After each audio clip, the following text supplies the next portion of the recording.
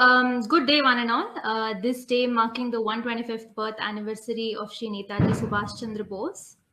And myself, Poorvika, and my friend Drishti have with us Dev Kursar, who would be telling about his father's experiences, who served in the INA. And this, according to us, is our small contribution to the society on the 125th birth anniversary of Netaji. Sir Okay. Dev Kaur, after a career spanning nearly 32 years at the IMF, he joined Global Financial Integrity, a leading think tank in Washington, D.C., where he subsequently became its chief economist. His study on the generation and transfer of black money from India was published by GFI in 2010. The study received extensive media coverage and was tabled in the Indian Parliament for discussion. Penguin Random House published his book India, Still a Shackled Giant in October 2019. Sir, we welcome you to the session.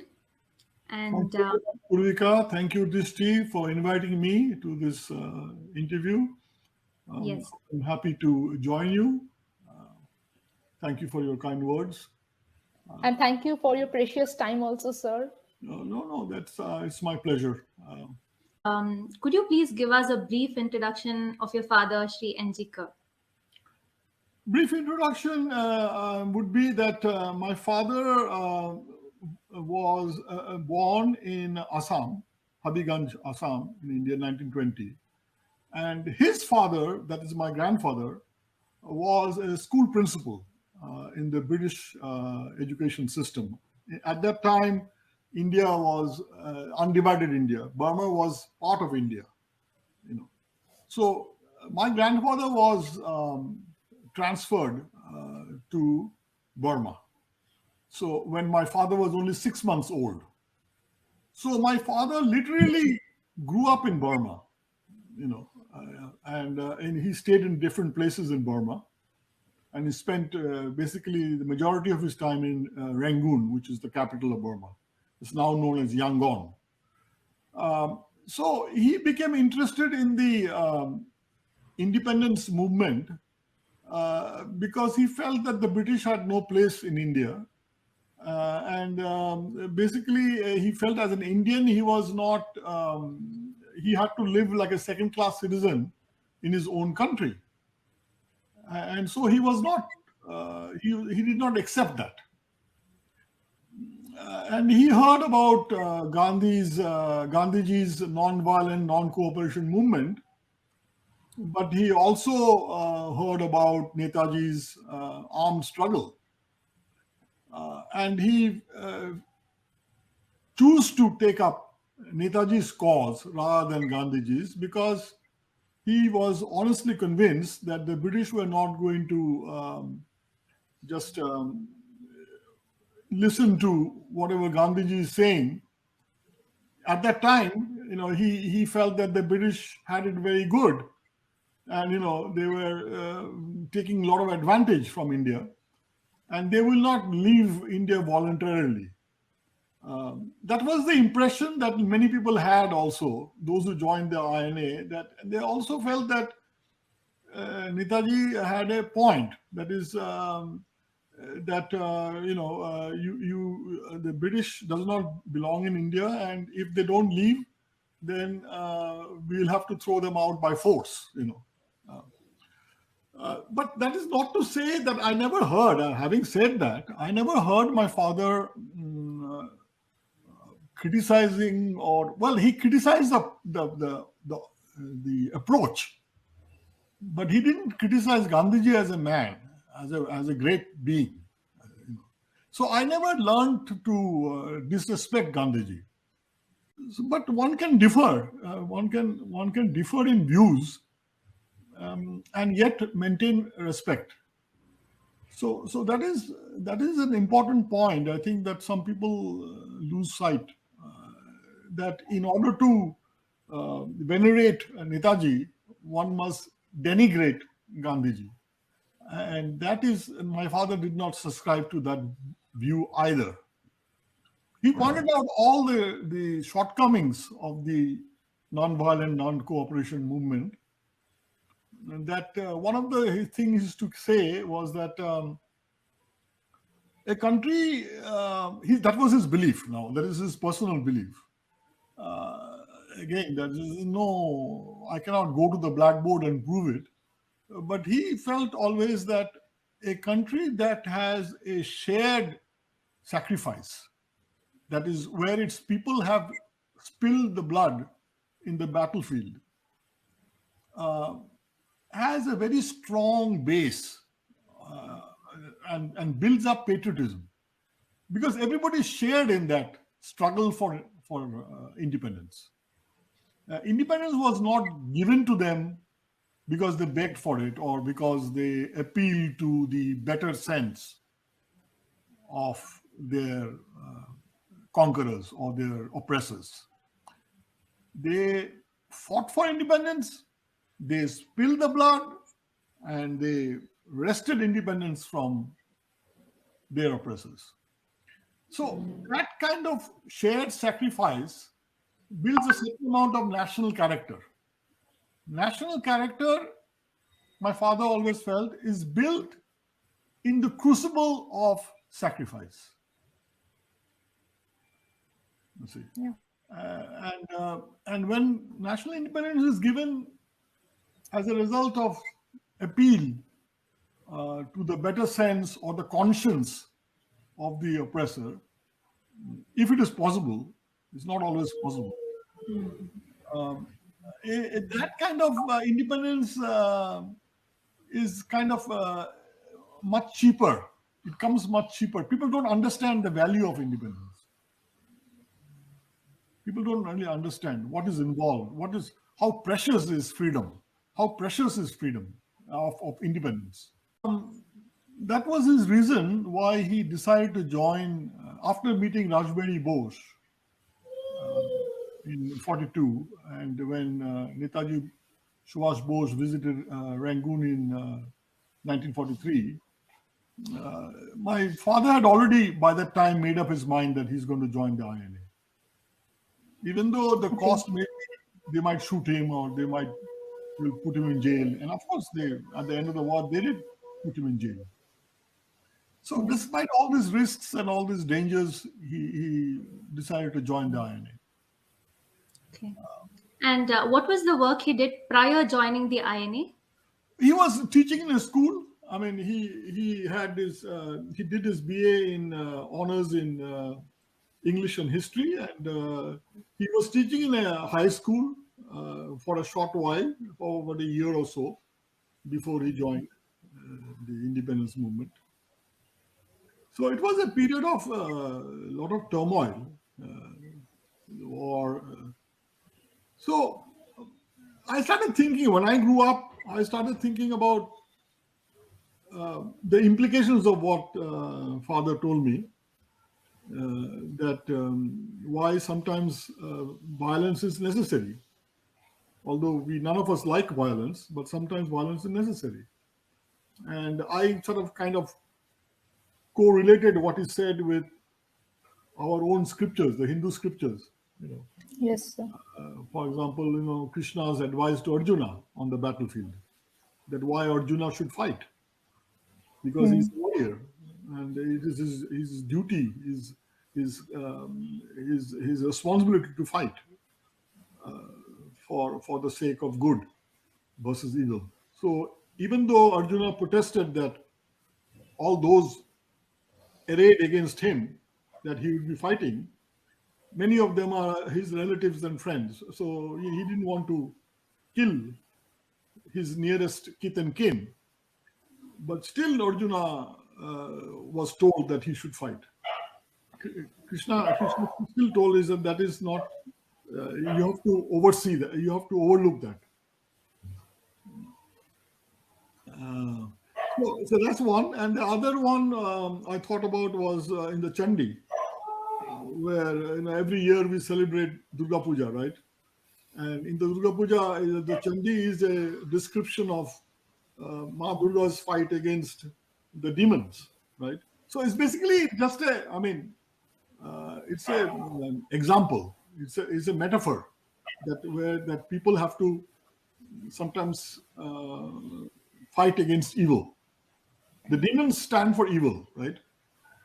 So here God doesn't fight, actually, when you come to think of it in practical terms, God doesn't fight our wars. We have to fight our own wars, you know. So Very there's a message there also. So he believed in Subhas Bose's philosophy far more strongly than he believed in Gandhiji's philosophy. Let's put it this way.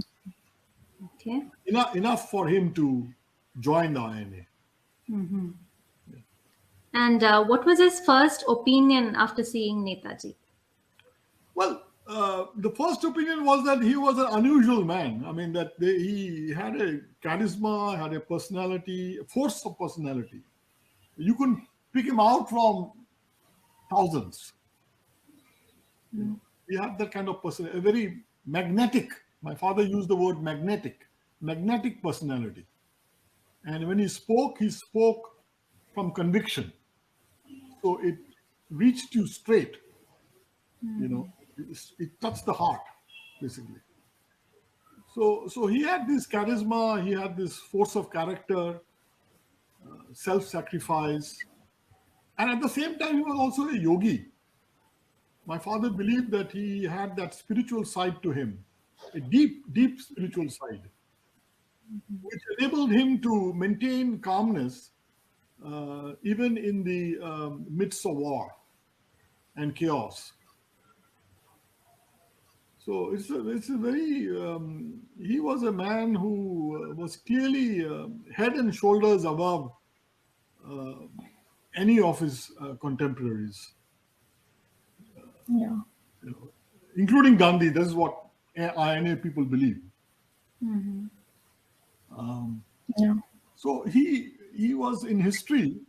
I've read somewhere, and I don't remember where exactly, but he has been credited to be the only person who was able to raise an entire army outside the country where recruits are from. So, sir, Yes. yeah, what was the World War II scenario and how this Azad Hind Fauj government was formed over there? Well, the World War II scenario was that Subhas Bose had to, the first question that he had to settle in his own mind, I think, is that how do I fight against this huge British Empire? Yeah. How do I fight? After all, he had an army, which was a small army. You know, he was faced with Himalayan problems of Himalayan height.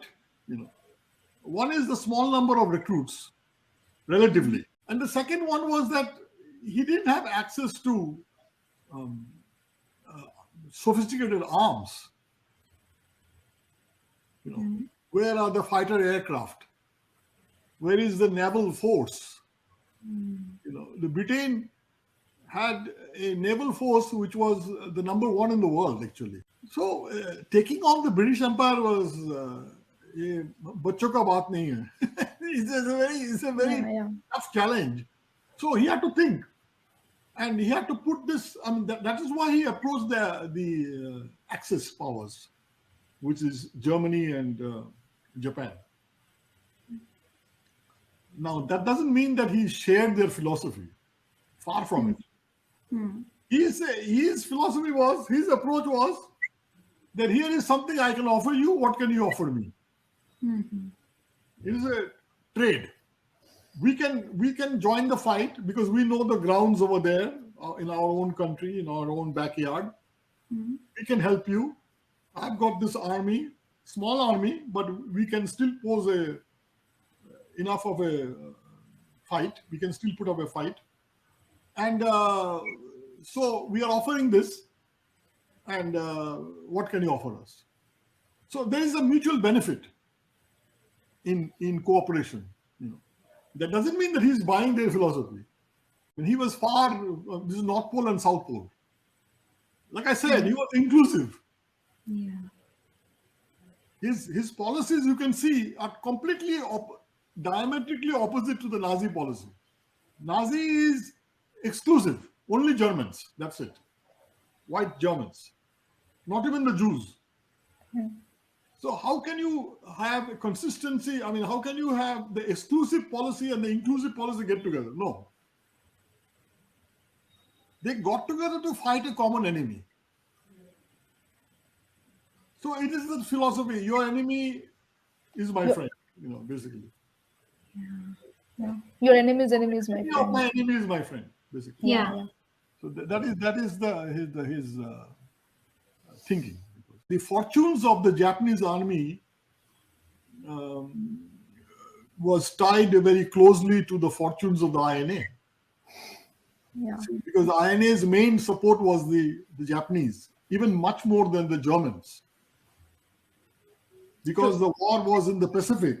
I mean, the India was in the Southeast Asia.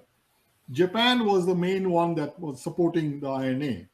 Father had a lot of friends with the Burmese and very influential people, including its Aung San. Aung San was the father of Burma. Okay. And he was general, army general. So he fought for independence against the British. Very gutsy fellow, but puny compared to the British. Even punier than, less in strength than the INA, even less. But still had the guts to, it's like a small guy, David and Goliath kind of fight, That takes even more courage for the small person to fight such a big power. And so, yes, and so he had a long relationship, friendship with key Burmese politicians and leaders, my father. So, in fact, they even offered him to become ambassador of Burma after independence. But my father refused. My father said he saw that his future lies with India. India, yeah. Not with Burma. So he refused and he joined the Indian Foreign Service instead. First, he joined the embassy there as a local. But then in 1960, we came away from Burma. When the military junta, my father could see the military junta coming into power. Just before that, we left. And UNU, who was then the prime minister, was exiled in India. And my father was posted here in Washington. In fact, that's how I came to this country with my family. And he was served here for 3 years at the Indian Embassy. He was an official in the Indian Embassy. So he was called back. UNU went and requested Indira Gandhi, the then prime minister, that he wanted my father to be liaison officer between his government in exile and the government of India. So my father was sent back, and he was posted in Bhopal because UNU wanted he wanted to live in Bhopal. Why Bhopal? Because it was close to Burmese, to Buddhist places of interest, like Sanchi and all this, So he was a Buddhist. UNU was a Buddhist. So that's how my father's career with the Indian Foreign Service kind of evolved after the war, after India got independence. So, sir, how was the INA organized and how was the training process over there? Well, the training process was basically the main recruits of the INA were from the desertions from the Indian Army, or those who were captured on the battlefield by the Japanese. So when they were fighting the Japanese, many were also captured. Many were killed. Many were also captured, and those who were captured were encouraged to join the INA, and they accepted. They said, why should we fight for the British and kill our own people? And the independence, we have every right when so many countries are fighting for freedom, India should also fight for freedom. So they joined INA, and the INA's main recruits being those who were already soldiers in the British Army. They found it's a question of just coming under a different flag, a different kind of objective, right? But the training remains the same. They were trained by the British, and so they trained other recruits, fresh recruits. The officers trained the soldiers. And the soldiers were already trained, so there was that. It was not that difficult. And could you please share some of the experiences that your father had? Yes, I mean, my father's experiences fall into two categories. One is his personal experience with Netaji, and one is his experience in general about the war. Yes. So his personal experience with Netaji I still remember, is very fresh in my mind, because he used to, and these are he used to say it in such a picturesque way that it seemed as if that I'm actually looking at it, or I'm actually witnessing it. So one day, father said that he came upon a group where Netaji was giving a speech, his traditional speech, give me blood and I'll give you freedom. And he was appealing for help for recruits. And there was this gentleman, well-known gentleman in Burma at that time. He had several industries. Basically, his factories were making undergarments, hosieries. So did well. I mean, he was a rich gentleman. So he said that he became very emotional, and he said that, well, I have sold all my factories and given all the proceeds to you, and today I have nothing left. So all I have left, his son was in front of him. He held up his son. And all I have left is my son. Please take him and train him for the INA. So it was that kind of commitment, you see. I mean, how much you can imagine what kind of appeal he had, this person, Netaji, to enable to reach out to somebody to such an extent that he is willing to put up his son for a struggle, for the freedom struggle. So Unbelievable. Unbelievable. And so this is, I'm saying that when we are together, we can do wonders. But when we are sort of polarized, then we weaken from inside. The country weakens from inside. Yes, sir. But the objective of leaders should be to strengthen the fabric, the social fabric, and not to weaken it. So that is one incident he mentioned to me. Another incident he mentioned to me regarding Netaji is that one day he was sitting in the office, because he was also personal secretary to Netaji. And there came a gentleman all fuming and very mad, angry, that you fellows don't know how to run a government. You are sitting, you are in the Azad Hind government, but you guys have no idea how to run a government. So my father said, "Who are you? I mean, and why are you so mad?" So he said, "Well, I'm this head of this district, and for weeks on end, we have no electricity, no water, no medicines. People are becoming sick and dying. We have no medicines. We have nothing. Food is being rationed and is not enough, not reaching us. Many of us are starving. Is this a way to run a government? I will go and I'll complain to Netaji. I will see what he tells me. I mean, I want action from him. I want to see him." Yeah. So father called Netaji just called him. And Netaji said, "Okay, I mean, send him in." So my father said, "Okay, go ahead." He said, "You can go and see him." So he didn't know what transpired. This man came out about 10 minutes later, and there were tears running down his face. So my father said, "What happened? Did you tell him all your problems? Did you complain to him that this government is not functioning?" So he said, "Why are you, I'm so ashamed of myself for taking all these puny problems to him, a man who has been struggling, on all these Himalayan problems that he has on his shoulders, and I went with my little complaints, puny problems to him. I feel so ashamed of myself." So saying this, he left quietly.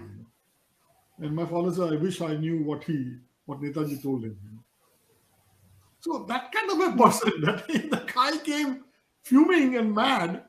That was his influence. There's tremendous power he had, and he left like a man who was ashamed of himself for bringing these problems to him.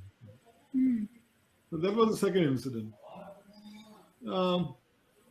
Another incident he mentioned to me was that Netaji would he would not care about his own personal safety when he was in the battlefield. I mean, he was looking at the bombs falling. He would not even blink an eye. He just no care. And they used to surround him, Netaji, with their bodies. My father and others who were there, the staff, so that no harm come to Netaji. But he also saw him weep, holding a dead soldier who had fallen in the battlefield, a totally unknown soldier.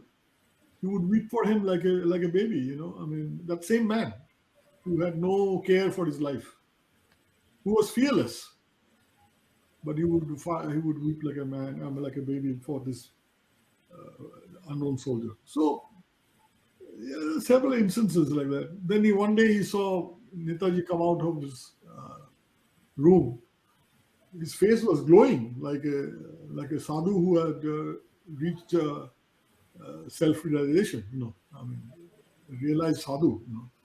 So sometimes Netaji had that aspect of him, that spiritual aspect of him, which was very difficult for ordinary people to sort of correlate with his the military aspect. Yeah. So it was it's a classic. It's a study in what should be an ideal person according to our Hindu scriptures. You can say he was like Arjuna.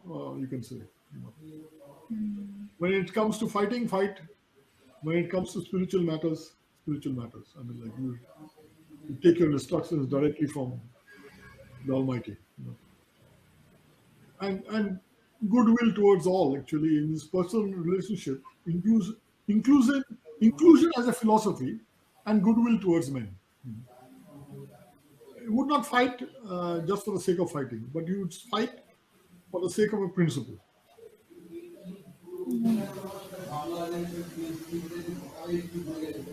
And sir, what was Shri N.G.'s role as a minister? As a minister, he was his basic role, deputy foreign minister.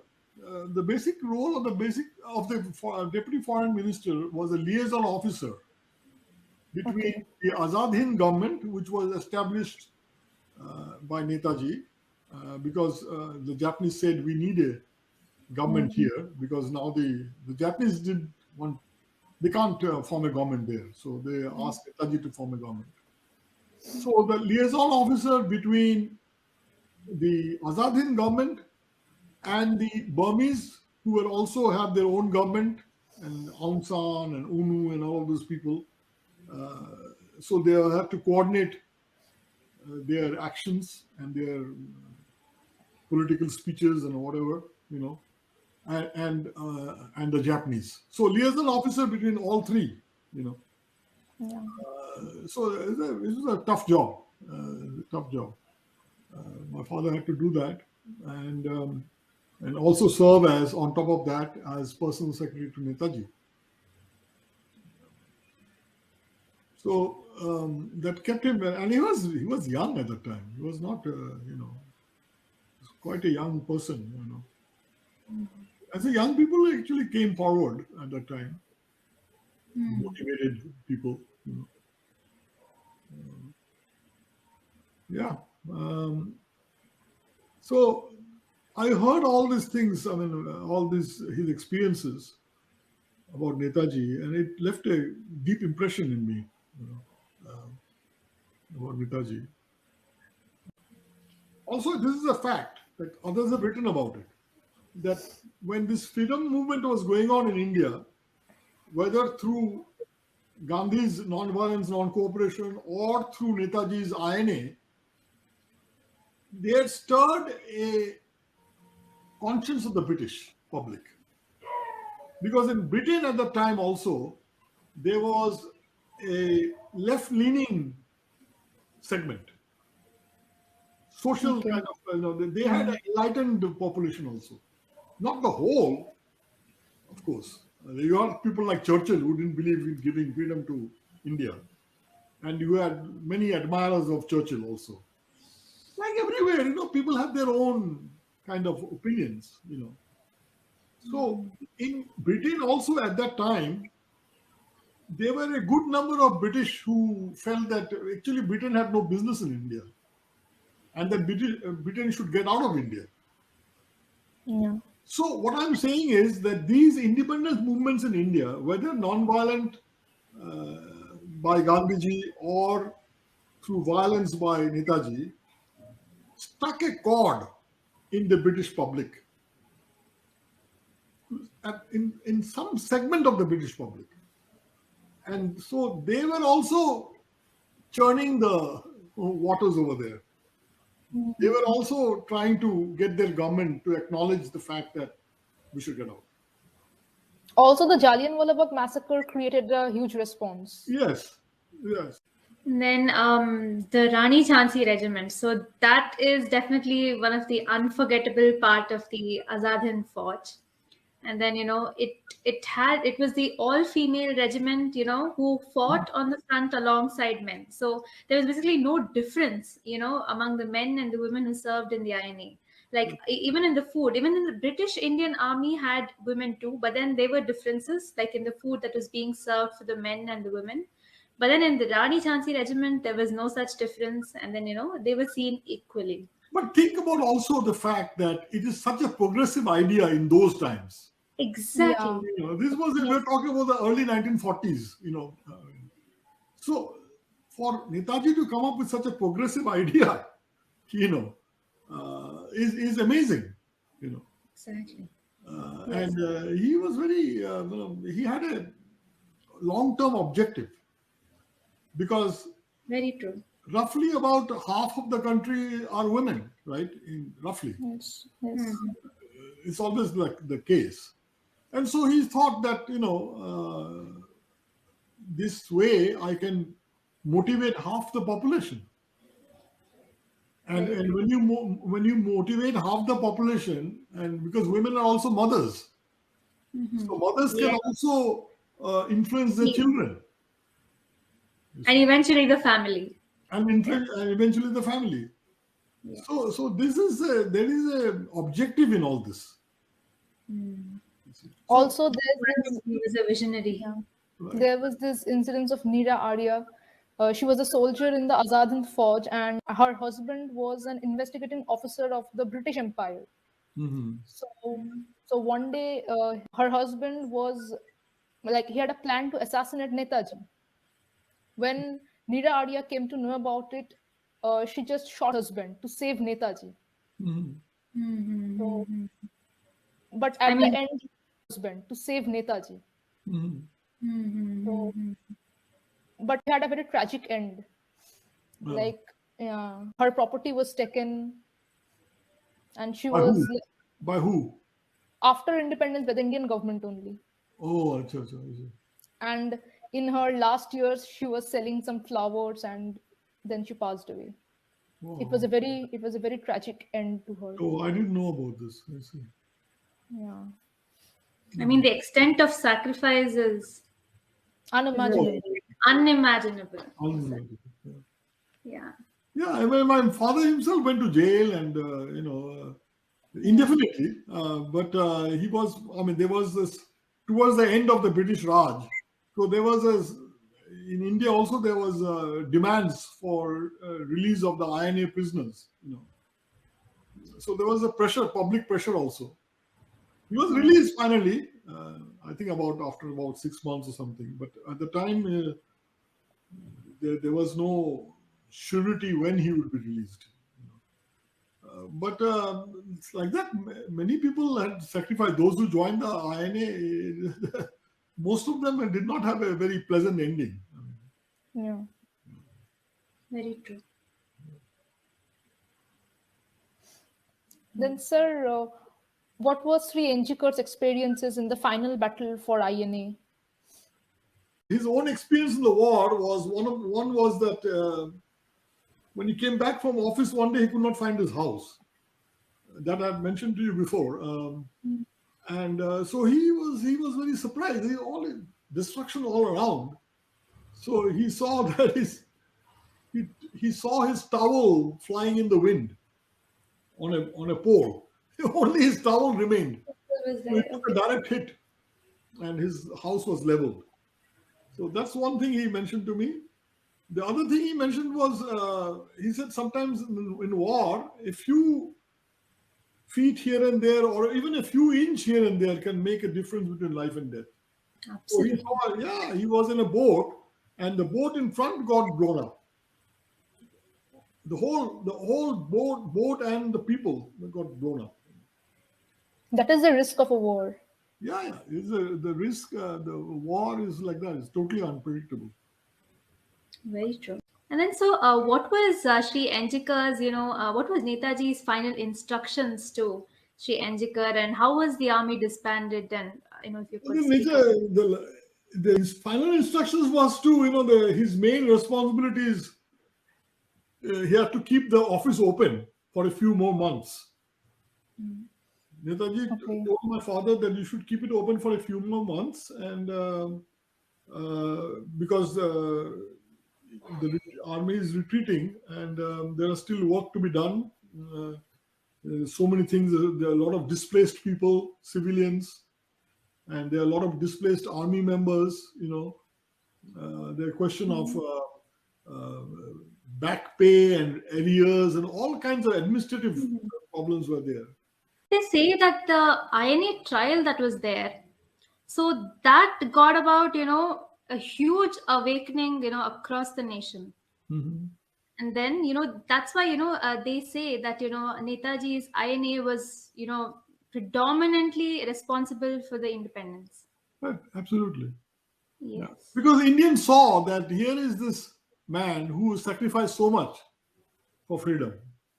And now they are they are jailing them and oppressing. This is not going to work. Exactly.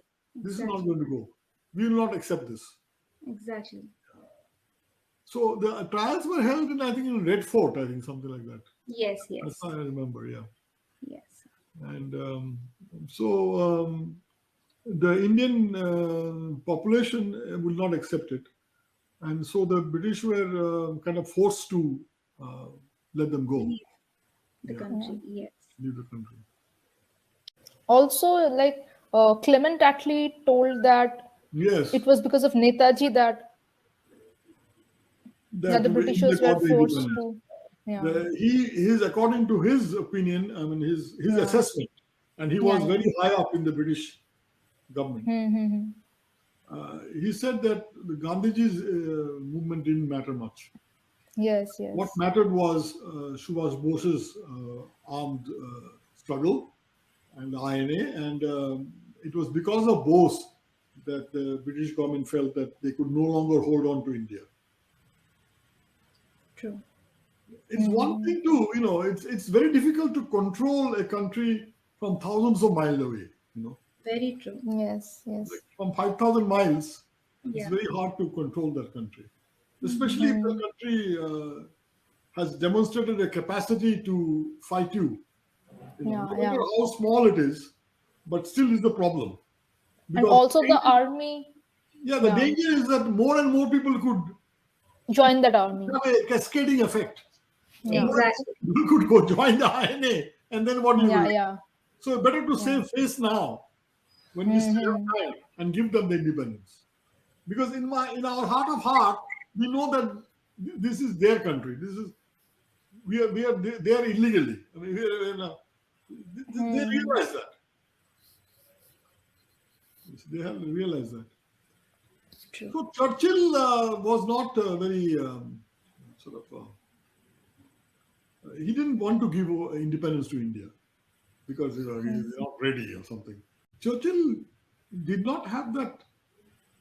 He was a statesman, but in my mind, a statesman is also one who has the vision, the larger vision. But of course, he didn't have the larger vision. That colonialism is not good. This colonial, oppression and the colonial empire, yes, it feeds your country. It is it feeds Britain, but it's not tenable. So that kind of vision he didn't have. That takes a particular vision that yes, this colonial philosophy is not going to go far, and that's what exactly happened. Of course, hindsight is always 20/20, as they say. I mean, after the fact we are, but Churchill didn't have the foresight to see that this is going to. After the Second World War, that's what happened. All the colonies fell one by one. All the colonies got their independence. Not only India, Burma, Singapore, Malaysia, all of them, and Africa also. Slowly, colonialism was, nobody tolerated this anymore. So that was the end of the British Empire as such. Yeah. Aftermath of the battle, I guess your father was put in the prison and. Yeah, he joined the Indian embassy as an interpreter because he was very good in Burmese. He was fluent in reading and writing Burmese. So he joined as a local recruit in the Indian embassy in Burma. At the time, it was a consulate first. And then after Burma got independence in 1946, it became 46 or what? 46 or 40? I think 46. Then it became an embassy. India, one of the first to recognize that. So then he became embassy, and then he worked there for a few years, and then he 1948 actually. 48, yeah. 48, yeah. 48. So there, after that, he came away. We came away in 1960. He joined the Indian Foreign Service. Okay. And then he was posted back in Burma in 1963. He came to India. We came to India in 1960. Spent a few years he spent a few years in Delhi in the Ministry of External Affairs. Then he was sent. You remember there was a war with China in 1962, I believe. Yes. India had a war with China in 1962. Yeah. Indian government worry at that time was that India is going to be encircled by China. So India government's worry was that they are infiltrating into the Burmese army and Burmese institutions. So the ministry sent my father back to Burma because of his high connections. In Burma, he had connections at the very high level, at the ministerial level. He was fluent. He was the only person in the ministry at that time who had such a grasp over Burmese. Both written and spoken Burmese. The Burmese used to tell my father, "You speak and write Burmese better than us." Oh. Like that kind of hold he had. Yeah. So he was sent back to Burma to basically, at that time we didn't know. We came to know much later after he retired that he had an intelligence function also. His main duty was to assess the extent of Chinese influence in Burmese government. Because the Chinese were giving the Burmese army arms and all of that stuff. So India was worried. This was immediately after the war with China. So my father was sent back in 1963 and stayed there for 3 years and collecting all the intelligence information on behalf of the Indian Foreign Service. And then he came back to India in 63, 64, 65, 66, 67. He came back in 67. He was sent in 64, I think. 64, came back in 67. And then we were there for a couple of more years in Delhi. And then he was sent here in 72. He was posted to the US in 72. Okay. So, but between 61 and 63, we were in Dhaka, at the time East Pakistan. Oh, yeah. He was posted in several places because he was in the Foreign Service. So he was posted in several places and. Okay. Yeah.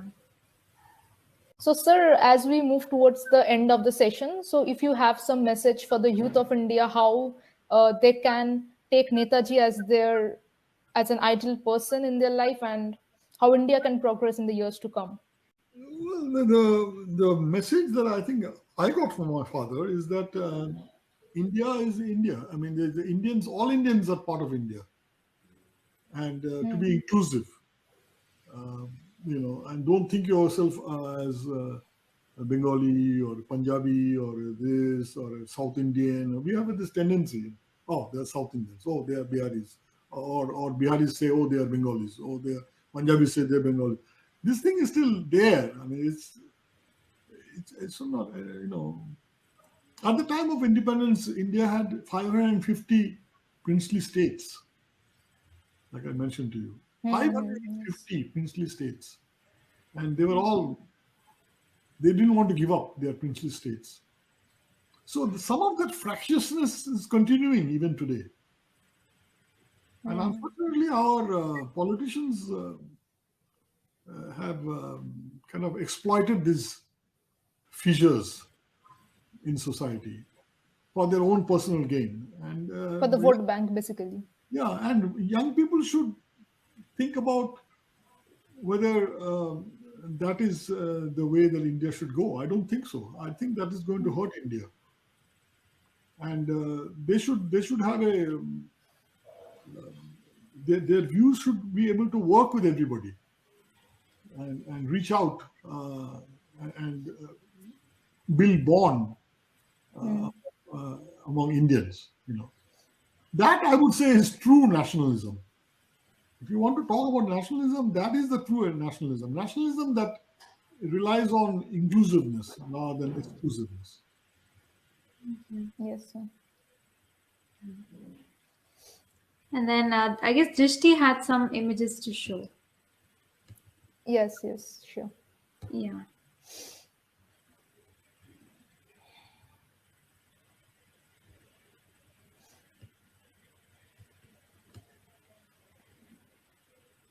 Just a second.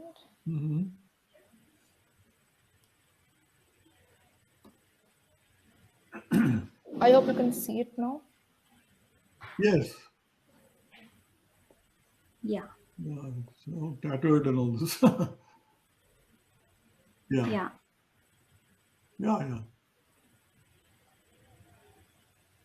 So my friend of mine suggested that I should donate some of these items to the Netaji Museum in Calcutta. So that's a good idea. I think next time when I come to I visited the place once. I visited it once. Some 2 years back. I see. Where is exactly it is located? It is in that Elgin Road. Oh, Elgin Road, I see. Elgin Road. It's a Netaji Bhavan, and it is run by his family members only. Oh, okay. Yeah, I will definitely. Yeah. Yeah, this is a good thing good piece of information to put up. Yes. And Drishti, you could share the other image as well. Yeah. Yeah. Hmm. It was the invitation letter, I think, for the Yeah, yeah. 87th birthday of Netaji. Right, right. Unfortunately, Poorvika Yeah. and Drishti, Yes, yes. during my father's time, in those times, there was very little that they kept in terms of photographs and, Yes, yes. thing. Oh, Mm-hmm. before I forget, one thing I forgot to mention to you regarding Yes. my father's experience in the war, that once he was in this finance ministry Okay. of the local government, the Indian government in not the Indian government, the Azad Hind government in Burma. So there was a direct hit on that, the bomb hit, and my father was in that building. And what happened was that he went up he wanted to check whether the locker, the finance ministry had a locker, whether the locker was because there were a lot of he felt that there were a lot of important documents and all those things there. The locker burst open, and several dozens of gold bricks came out. Gold, solid gold bricks. Okay. And it was war. So the Japanese were thrown out, the British had bombed, and there was no government, no Azad Hind government also. INA was collapsing, gone, and INA was gone basically.